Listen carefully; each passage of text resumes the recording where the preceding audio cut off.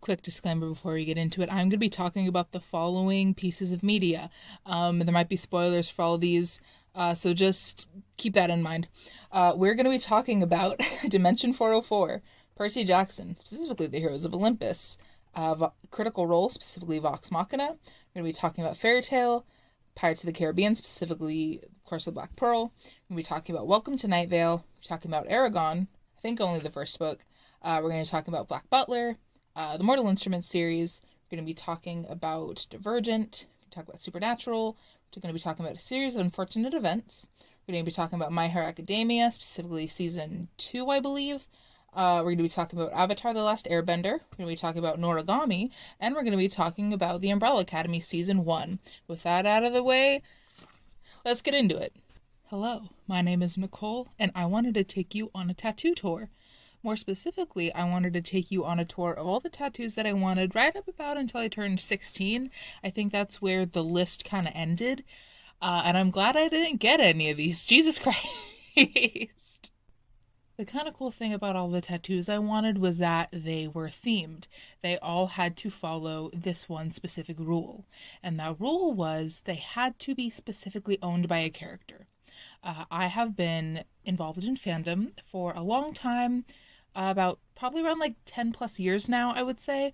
Really started getting into more than just like Disney or watching Star Wars because it was on in middle school. And I liked characters that had tattoos, and I wanted their tattoos.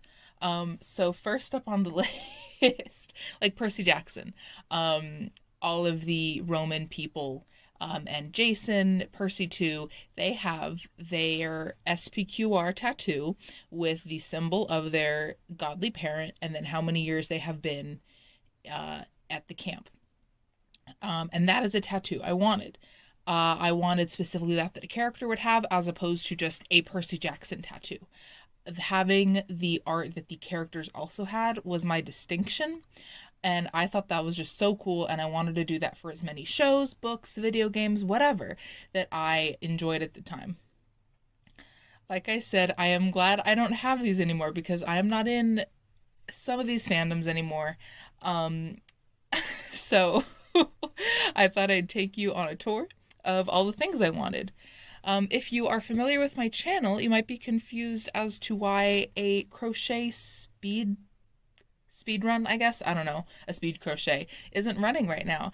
And that's because I wanted to show you, I wanted to upload pictures of what this would look like. And granted, I can't get them all on an actual body because I'm not a traditional artist or even a digital artist. However, I thought I could at least have a picture of a human body, which is probably what you're going to see about right now, and then just kind of have the art hovering nearby to show what areas would be heavier or more sparse. And I grouped these by section so we could just kind of go in from the get-go and show how cluttered everything is going to be. We're going to start out with the biggest section, which is the arms. And I didn't realize how many of these were on the arms until I wrote it all out. This would have been so cluttered. It would have accidentally become a tattoo sleeve, or like that Weird Al Yankovic song about tattoos.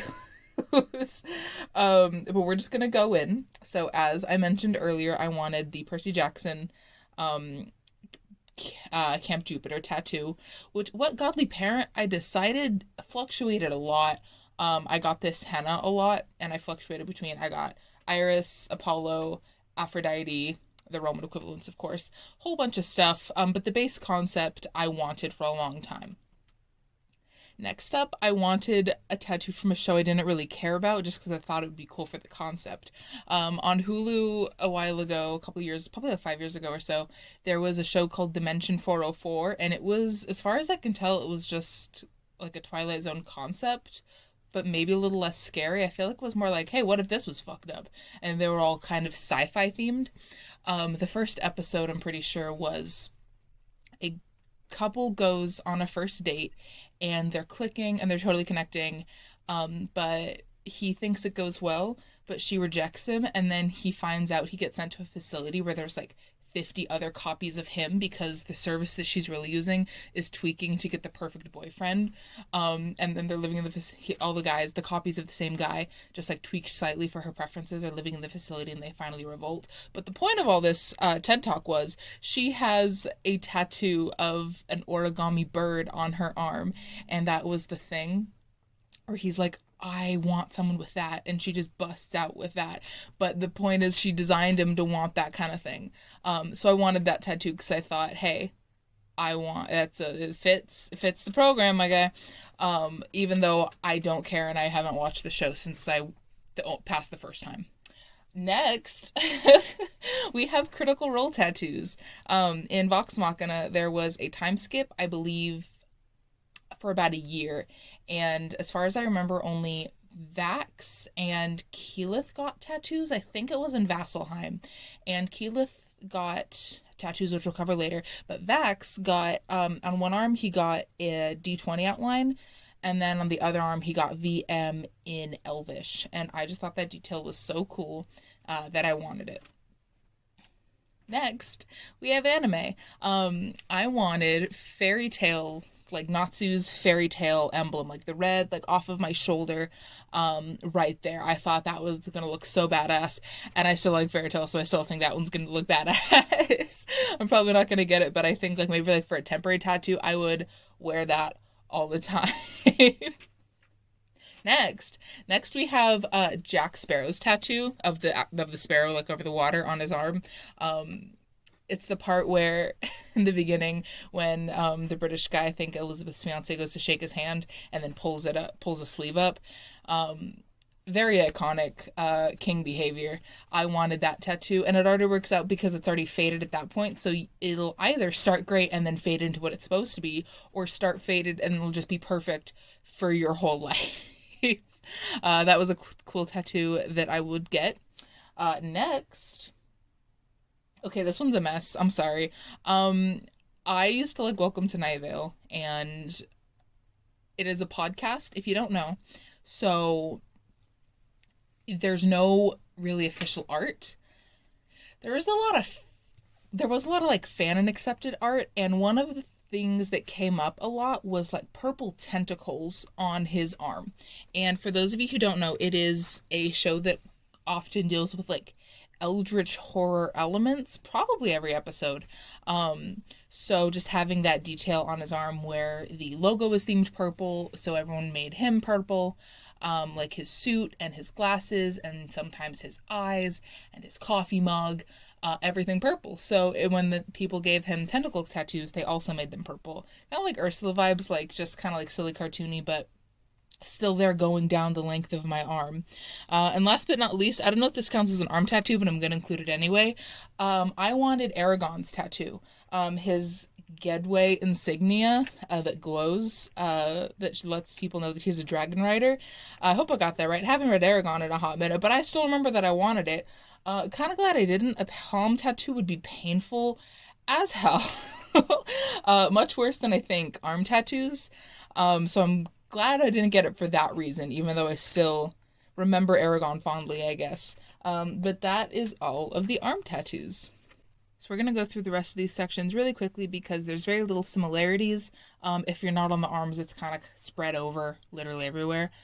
Starting at the collarbone, I mentioned Keyleth earlier. I'm pretty sure she has like a simplistic antler design on her collarbone that I wanted.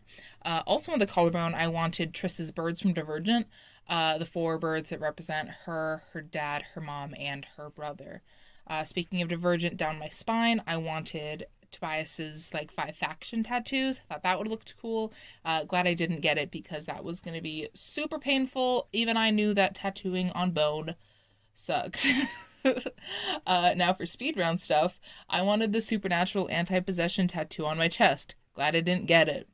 I wanted the Count Olaf eye tattoo on my ankle. Very glad I didn't get it. Ankle would have been awful. Would still rock a temporary tattoo, though. I also wanted... Okay, so these two can be literally anywhere on my body. They're not tied to a specific location. I wanted the Black Butler tattoo, but I didn't want...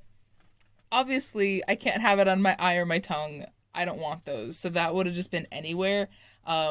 preferably somewhere hidden to kind of go with the lore of the show, or I could just have it out front and center and just not have a very powerful demon. But that is definitely a tattoo I wanted. I also wanted a Mortal Instruments rune. I thought that concept was so cool. I still don't know what tattoo I would have gotten. I used to cosplay Izzy, so I would draw the main angelic one on my chest and like some other random ones. But literally any tattoo would have been cool, depending on like what significance I wanted, like maybe like communication or like, I don't know, riches. I haven't looked at the runes list in a while. But I definitely wanted those two just somewhere. Now we're going to look at some honorable mentions. These are tattoos that I have seen or learned about or thought about after kind of having that cutoff date of not wanting to have this type of tattoo theme for me anymore, but I still think look cool and would fit the regulations. Starting up is Deku's scars from the sports festival on his hand. I saw someone with this tattoo on TikTok and I think it looks amazing. It's just like the kind of like diagonal, like not cuts, but they look like little like triangles from where his hand like got messed up like from using one for all so much. I think it looks amazing. I don't want to commit to My Hero Academia that much, but they look awesome. And again, I would rock a temporary tattoo of it. Next up, we got two from Avatar, both from Aang, because no one else has tattoos as far as I can remember, except Combustion Man, but that's a lot, actually. I don't think I could do that. But Aang's two tattoos I was thinking about since making this video was obviously airbending tattoos, probably not on the forehead, but maybe like on the leg or like an arm. Oh gosh, not my arm's already busy enough as it is. Probably a leg then. The other one I was thinking about was Azula's lightning scar on his back. I thought that would look interesting. Next, we have Yukine from Noragami. He has a little funky little red mark that lets him be Yato's, I think his name is Yato, I haven't watched in a minute, his regalia. And I thought that would be cool. Same with Aragon. I haven't consumed it in a hot minute, but I still think of it very fondly. And the last honorable mention is from Umbrella Academy. I like Klaus's Hello Goodbye tattoos on his palms from season 1. Wouldn't work well with the Aragon tattoo. Also, again, palm tattoos, probably very painful. Glad I didn't get it, but I think it might look cool. So those are all the honorable mentions since I have, in addition to the base list that I already had decided on when I was a wee lass. So now, you've seen all the tattoos I wanted as a child. You've seen all the tattoos that I thought I might have wanted if I had known about them from like 20 minutes ago. And now I'm going to cut to the only tattoos that I actually have. All right, you ready? 3, 2, 1. Are you surprised? Because I was, fortunately, if I had talked to 15-year-old Nicole, she would be very shocked. The D20 tattoo that I have isn't tied to Vox Machina at all. I got it for my 20th birthday, seeing as it is a 20-sided die, and it's also for D&D as a concept, not specifically Critical Role or Vax'ildan. But something that I thought was funny was when I messaged my tattoo artist that I wanted this, they were like, oh, it's the symbol for water, right? And I was like, what? And he was like, yeah, just like 5 walk-ins yesterday that wanted this, and it was like sacred geometry or whatever. And I was like, oh no, it's just for a role-playing game. And he's like, oh cool, what a coincidence, see you tomorrow.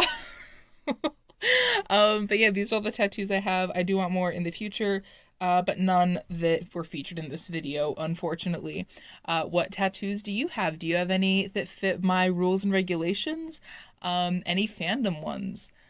Oh, last one, actually, I forgot. I was debating a a Death Eater tattoo for a while, but after just a little bit of critical thinking, I decided to not do that. But it crossed my mind and it fits the regulations.